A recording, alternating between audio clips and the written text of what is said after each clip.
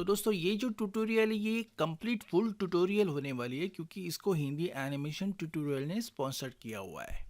Lecture शुरू करने से पहले मैं यहाँ पे एक नया कोर्स इंट्रोड्यूस करना चाहता हूँ। ये एक बेसिक कोर्स है और जिनको एनिमेशन में शुरुआत करनी है इनके लिए ये अच्छा है। इस कोर्स की ड्यूरेशन 6 महीने है और इसके माया के साथ आपके और 2 सॉफ्टवेयर्स कवर हो जाएंगे जो है फोटोशॉप और आफ्टर इफेक्ट्स। इसमें 376 प्री रिकॉर्डेड लेक्चर्स है जिनका एक्सेस आपको यूट्यूब पे मिलेगा। अब यहाँ पे 376 लेक्चर है तो इनका जो सीक्वेंस है मतलब पहले कौन से लेक्चर्स आपको देखने हैं फिर बाद में कौन से देखने हैं, ये सारी इन्फॉर्मेशन आपको अपने वर्चुअल क्लासरूम में मिलेगी।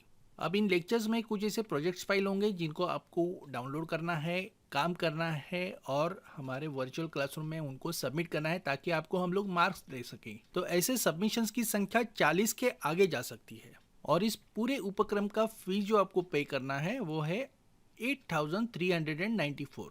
अब ये जो फीस है आप किस्तों में भी पे कर सकते हो, मतलब EMI इजी मंथली इंस्टॉलमेंट। एक साथ आपको ये फीस पे करने की जरूरत नहीं, आप इसे पहले 3 महीने 799 इस हिसाब से भर सकते हो। तो पहले 3 महीने के बाद आप भरोगे 2397 रुपीज और इसके बाद जो 3 महीने बचते हैं उसमें आप हर महीने 1999। बचे हुए 3 महीनों में अगर आप 1999 पे करते हो तो 3 महीनों के बाद आपकी अमाउंट हो जाती है 5997 रुपीज। तो इस प्रकार से आप 6 महीनों में ये जो पूरा कोर्स फ्री है 8394 रुपीज भर पाओगे। ये एक इकोनॉमिक ऑप्शन है। अगर यही कोर्स आप हमारे लाइव क्लास में करना चाहते हो तो उसकी फीस हो जाएगी 47,997 रुपीज। ये फर्क है लाइव क्लास और वर्चुअल क्लास में। अभी आप सोचते रहोगे कि लाइव क्लास और वर्चुअल क्लास में ऐसा क्या फर्क है। खैर ये टेक्नोलॉजी का अंतर है।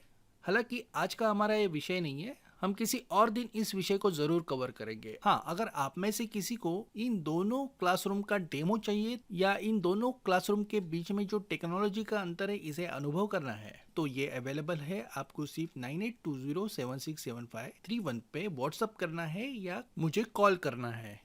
तो चलिए अभी हम ट्यूटोरियल की तरफ बढ़ते हैं।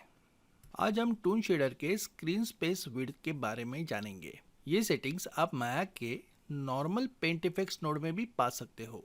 अगर आप माया के पेंट इफेक्ट्स नोड को ठीक से नहीं जानते या आप इसके लिए नए हो तो मैं आपको हमारे माया के पेंट इफेक्ट्स नोड के लेक्चर सीरीज को देखना बिल्कुल रिकमेंड करूंगा क्योंकि वहाँ पे इस एट्रीब्यूट के बारे में काफी डिटेल से समझाया गया है। हालांकि वही सारे ऑप्शंस हमें माया के पेंट इफेक्ट टून शेडर में भी मिलते हैं और यही वजह है कि हम आज इसे इन लेक्चर में कवर कर रहे हैं। ठीक है, तो इस टून लाइन को सिलेक्ट करते हुए मैं एट्रीब्यूट एडिटर में से screen space width control node को ओपन करता हूँ।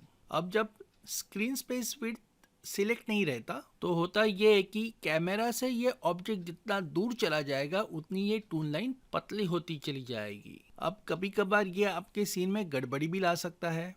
उदाहरण के तौर पे ये आप हमारा ओपनिंग शॉट देखिएगा, जैसे ये कैरेक्टर हमारे कैमरे से काफी दूर है और यही वजह थी कि इसके टून लाइंस काफी पतले नजर आ रहे थे। अगर स्क्रीन स्पेस विड्थ कंट्रोल के जरिए इसे कंट्रोल ना किया जाता तो ये बिल्कुल गड़बड़ी वाला सीन लगता। कुछ इस प्रकार से ये दिखाई देता। तो आप विथ स्क्रीन स्पेस विड्थ और विदाउट स्क्रीन स्पेस विड्थ दोनों में स्पष्ट रूप से फर्क कर पा रहे हो। तो सवाल ये है कि हम इसे किस तरह से कंट्रोल करेंगे। तो सबसे पहले हमें इस स्क्रीन स्पेस विड्थ के ऑप्शन को ऑन करना है। ऐसे करने पे हमें यहाँ पे एक बिग बल्कि टून लाइन मिल जाती है। अब हम इसे distance scaling, minimum pixel width, maximum pixel width इन सारे ऑप्शन के साथ कंट्रोल करेंगे।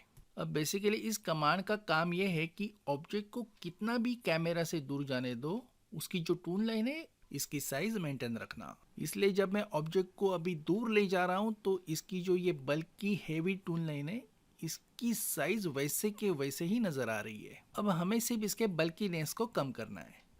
तो अगर मैं डिस्टेंस स्केलिंग में 1 कर देता हूँ तो ये पूरी कमांड ही बेअसर हो जाएगी। तो हमें एकदम से 1 नहीं रखना है, हमें 1 और 0 के बीच में रखना। मतलब जैसे आपकी सीन की रिक्वायरमेंट रहेगी उस हिसाब से आप इसकी थिकनेस यहाँ पे सेट कर सकते हो। अब ये जो मिनिमम पिक्सल विड्थ है ये डिसाइड करता है कि हमारी टून लाइन कम से कम कितनी छोटी होनी चाहिए। अगर मैं मान लो कि इसमें 4 पॉइंट पे सेट कर देता हूँ तो ये कम से कम 4 पॉइंट, उसके नीचे ये नहीं कम होगी।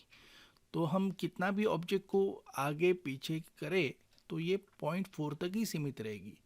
और मैक्सिमम पिक्सल विड्थ मतलब ज़्यादा से ज़्यादा आप कितना इसको थीन चाहते हो। अगर मैं मैक्सिमम पिक्सल विड्थ को 54 पॉइंट समथिंग पे सेट करता हूँ और मिनिमम पिक्सल विड्थ को 2.9 और समवेयर उसे सेट करता हूँ तो हमारी टोन लाइन इसी के दरमियान एडजस्ट होती रहेगी। तो एक तरीके से हम इस ऑब्जेक्ट को उसके टोन लाइन की थिकनेस मेंटेन रखने की यहाँ पे कमांड देते हैं। ठीक है, अब आगे इस लेक्चर में स्ट्रोक एट्रीब्यूट भी है, हम इसे कवर नहीं करेंगे क्योंकि ये पेंट इफेक्ट्स में पहले से कवर हो चुका है। और मेश आउटपुट की कहानी भी वैसे ही है। ये पेंट इफेक्ट्स के बिल्कुल स्टैंडर्ड कमांड्स है। इनके बारे में ज़्यादा जानकारी आपको हमारे पेंट इफेक्ट्स के लेक्चर प्लेलिस्ट में मिलेगी। जितना हमें टून शेडर के हिसाब से जानना जरूरी था उतना हमने यहाँ पे कवर कर लिया है। और बाकी सारी चीज़ें जैसे हमारे प्रोजेक्ट के ऊपर काम बढ़ते जाएगा तो वैसे टाइम टाइम पे एक्सप्लेन भी करते जाएंगे। आशा करता हूँ कि इस लेक्चर के वजह से अभी आप टून लाइन को काफ़ी अच्छी तरीके से समझ पा रहे हो। अब आगे आने वाले लेक्चर्स में हम सीधा प्रोजेक्ट के ऊपर काम करेंगे। इससे आपको पता चलेगा कि यहाँ पे और कितने ऑप्शंस हैं जिनका उपयोग हम कर सकते हैं, जैसे एक normal paint effect toon line को फैंसी पेंट इफेक्ट में बदल लेना वगैरह। आज के लेक्चर में इतना ही दोस्तों। जुड़े रहे हिंदी एनिमेशन ट्यूटोरियल के साथ। आपका दिन शुभ रहे।